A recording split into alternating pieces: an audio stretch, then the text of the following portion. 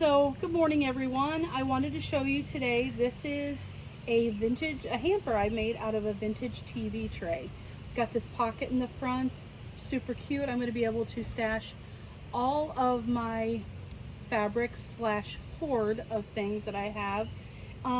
So this one is super cute. So this one is made out of a vintage tablecloth. Got a nice pocket in the middle of this one too. So this is what I started with. This was a set of 4 TV trays, and anyway, I picked these up and I'm going to make some hampers. So here is the top of the TV tray, and I'm going to put some paint on it. That's the back side, and I'm just going to spray some paint on here and see how it looks.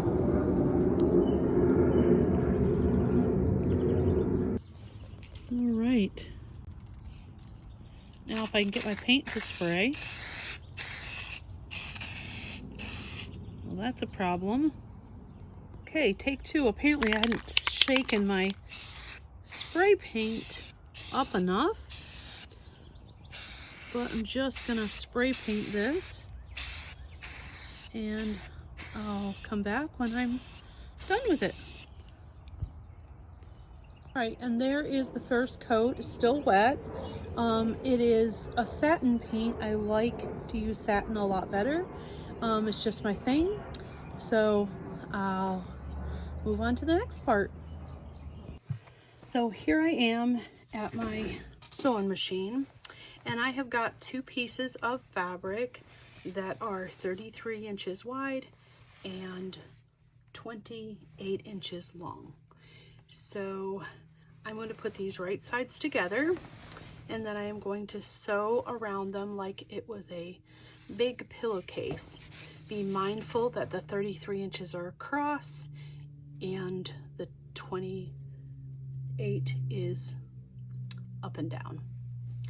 And look at that. Put them together and just sew straight around it, all the way around the whole edge. So I am almost to the corner, and when I get to the corner, I'm going to stop, turn, and go all the way across.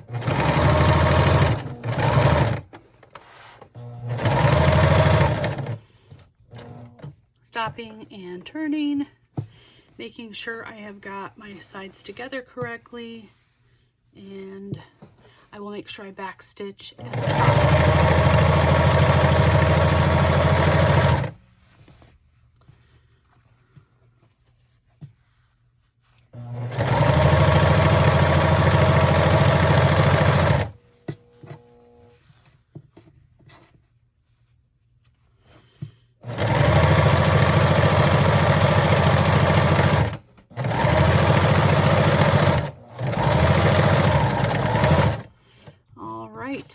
And I'll pull this off of here, cut off the strings, and I'll show you what's next. So I am here at my cutting table, and I am going to, this is the bottom of the pillowcase. See, it's right there. I'm going to pull these 2 pieces out so that the bottom and the sides are matching together. I want to make sure this seam and the other seam on the same side, on the back side, is matching. And what I need to do is to cut off, and I want it to measure about 13 inches from corner to corner. And the one thing I need to make sure is that that seam is together, all of it's together. And when I cut it off here, I want to make sure that because it's going to be 13 where I'm cutting it off, I want to make sure that this is where the 6.5 inches is. So laying this out, making sure that this is my 13. Okay. All right. Get it straight, girl. And 6.5. And I will just go ahead and slice this off. Well, I better make sure I'm cutting first. That would be smart.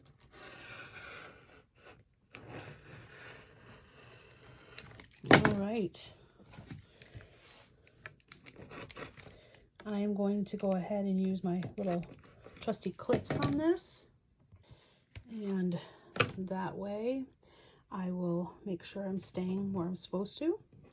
I'll cut the other side off and do the same. This is going to make the bottom of the hamper.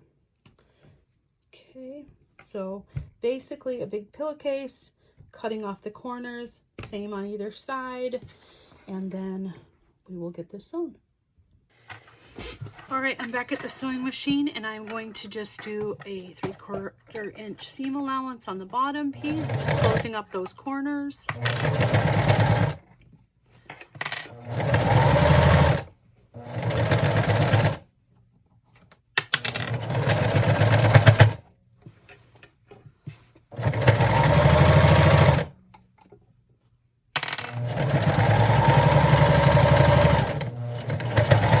Making sure I back stitch on that. All right, and there is our corner, and then this is the bottom of the bag. Okay, so the next thing is the top pieces, and I will show you what's next. So I also have two pieces. This is 33 inches long, and it is 33 inches wide and 10 inches long that way. But I wanted to add a little decoration to this piece. So this was a beautiful doily, and the problem with this doily is it's got little holes, the stitching is frayed. It still, to me, is beautiful, and I just wanted to put this in here so that it gives it a little something. I sliced it in half so I can have a piece for the other side as well, and I just think it's precious, all the stitching that someone did, and I don't like to let them go to waste. So I'll show you how I do that. So to start out with, I need to fold my fabric in half because I want to make sure that this is in the center of my hamper so that I can see it. And I'm going to open this back up, and I just finger press that so that I could see there's a little press mark right there. I'm also going to do the same with this guy, and making sure that it is folded in half, and make a little finger press. I could also stick a pin in here, but I'm going to open that back up and put those two seams together, those little finger presses together. There.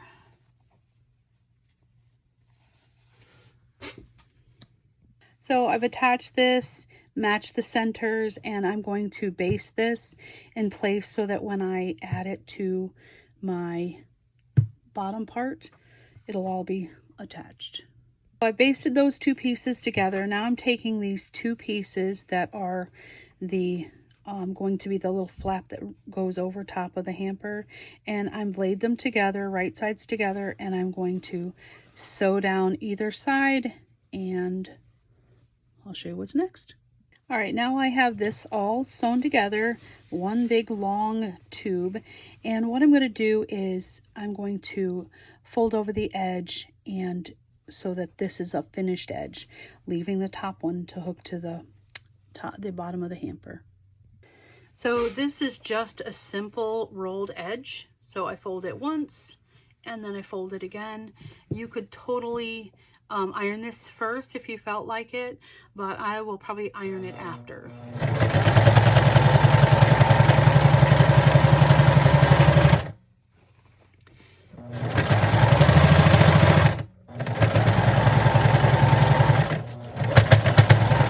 When I finished it off, I made sure I did a back stitch to hold it all in place.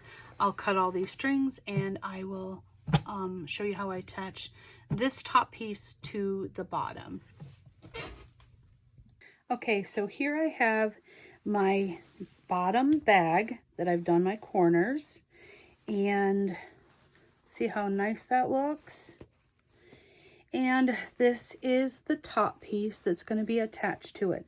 So I need to be mindful because this is the outside of the bag, and when this comes over, I want it to be correct. So what I'm going to do is to pin this in place, and so that the right sides of the flap that's going on the outside is together with the wrong sides of this. That way when I hook it together, I can pull it over and it'll match. Make sense? I do have to also be mindful of this corner here, or the side seam. I want those side seams to match. So I'll get this pinned up and show you. All right, here I am, got this hooked together, all hooked with these little clips. I was mindful that I didn't catch this piece in the seam. And I will go over there to the sewing machine and get going. Back here at the sewing machine, I do like to start at where the seam is. I just think that's going to work better for me. That way I'm making sure that it's even. And I'll sew around this and show you what's next. All right, I'm about to the end. I've sewed almost all the way around it, 3/4 inch seam allowance, and I will backstitch at the end.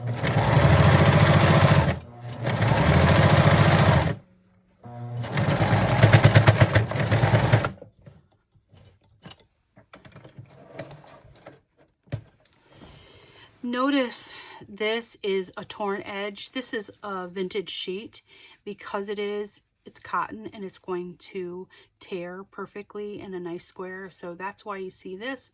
There's also a lot of threads, and that comes because I tore it. But you could certainly cut this with a rotary cutter or regular scissors. But that is why there's a torn edge here. So let's turn it right side out and get it pressed up and put it on the base, and I'll show you the finished product. So this is the last one I did, the finished product, and I want you to see inside of it. Nice square bottom. Ooh, it's windy in Kansas.